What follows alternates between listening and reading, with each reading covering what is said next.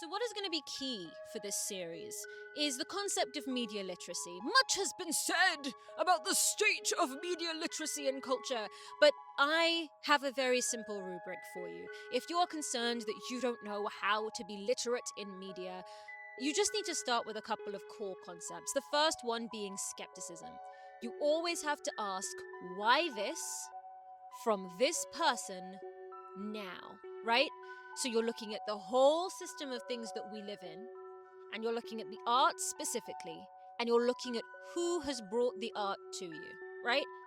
Already 90% of the way there, because you're going to start to ask questions, you're going to go, interesting, so it's from this person has decided to make this film now when we have this thing happening in society, and so on and so forth.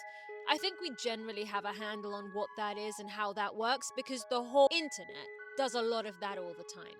But the way you turn that into adequate media literacy that does not fall into the same traps of maybe bias, decontextualization, so taking something out of its former context and reading it only in the way that you want to, is you first start with the idea that these things are all subjective, right?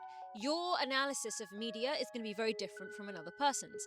And that's why I wanted Thought Summer to be about the self. I wanted us to think more about why we like things and why we don't like things.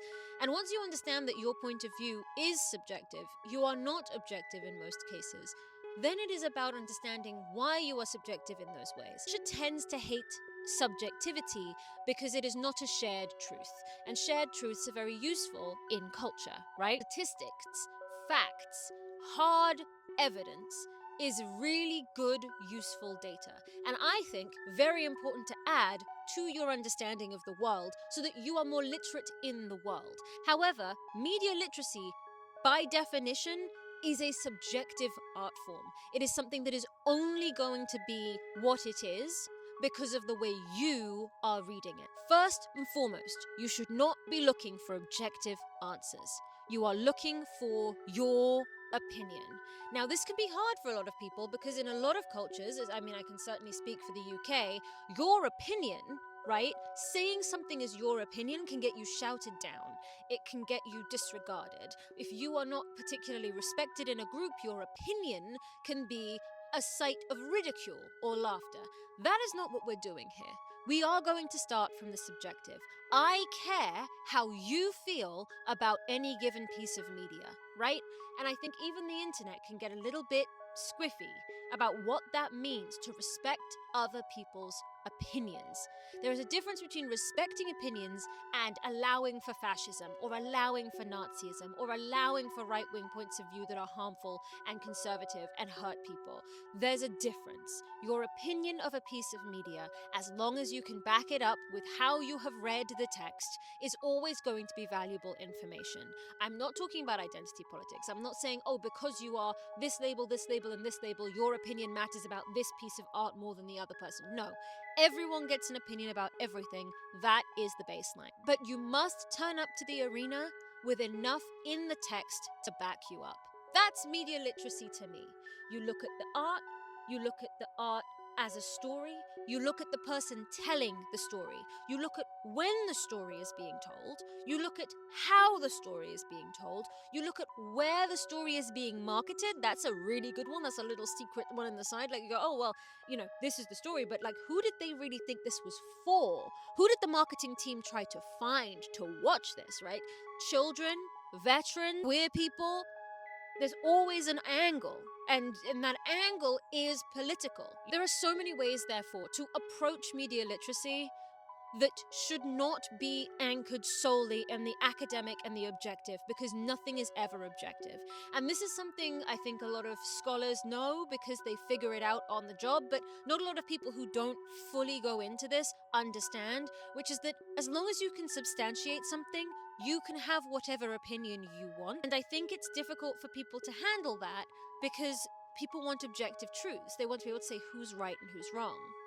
But also these systems are set up to have, experts. And if those experts are just stating an opinion, people take that less seriously. So they have to say that that opinion, because it is so substantiated, is somewhat objective. This is why you see people kind of taking the opinions of IndieWire or The Guardian or reviews from major publications very, very seriously, because the idea is that film journalism and film criticism should take a step back from the material and have an opinion outside of being purely subjective and purely thought-driven and feeling-driven. I think the way of approaching academia that is this level of detached from the actual feeling of the writer is a lie. There is no way you can detach your personal experience and your opinion from the way that you approach the work. Scientists can do it better because they just go straight for the numbers, but Lord knows there are countless examples of scientists making biased, emotional decisions and pretending that they are objective. And this is the problem with objectivity as a single anchor point for all analysis. No one on Earth is objective, ever, because emotions are very much part of every human's experience. No judgment about whether or not you are able to make these analyses. You start with your heart first, and your feelings come from your heart, and then you justify it with things that are in the text. And if you're doing that, no one can tell you your opinion is wrong. No one can tell you your reading is wrong. Anyone that says that your reading is wrong or that it's not substantiated is not jumping into the arena with you. They are not adequately explaining their side. I have had better conversations with those who go, "Oh, interesting read on that. Well, the way I interpreted that was," I'm gonna respect that. But if you turn around and go, that's not what that was. You interpreted that wrong. Immediate no. Immediate L. Immediately get out. Immediately you don't get the game. Immediately you don't belong here. So I guess the exercise for this week is to find a film you hate and really go and justify why. It's the best exercise I have found for learning how to back up your opinion. I don't want you to find a film that's objectively bad, that everybody agrees is bad. Oh, it was bad because the camera work was bad. Oh, it was bad because the story was terrible. That's easy shit. You need to find the film you hate that everyone else loves, and you need to defend your opinion. Once you can defend your opinion, the summer is yours. So that's your homework for the week. The bingo card, of course, is in the description. The Creative Compendium, it's a little digital product that I update now and again with exercises and creative ideas for you to kind of boost your creative life this summer, is also below if you'd like to purchase. Defend those opinions in the comments, and I will see you next week.